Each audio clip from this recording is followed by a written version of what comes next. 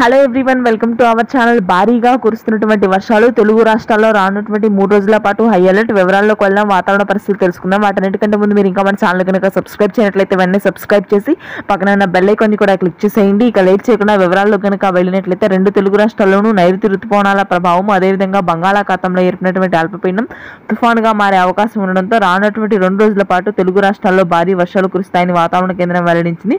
ముఖ్యంగా తెలంగాణలో కనుక చూసుకున్నట్లయితే జూన్ 25 నుంచి కూడా మనకి భారీ వర్షాలు కురుస్తాయి.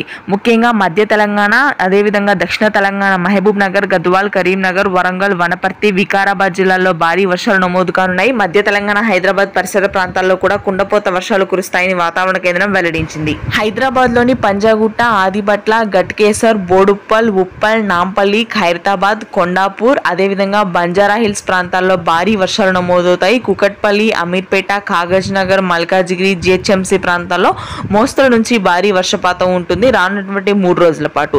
ఇక ఆ తర్వాత మధ్యాంధ్ర, గుంటూరు, కృష్ణా, కోనసీమ ప్రాంతాల్లో చిరుజల్లులు నమోదవుతాయి. దక్షిణ తెలంగాణలో కూడా అక్కడక్కడ భారీ వర్షాలు ఉంటాయి. Thanks for watching this video.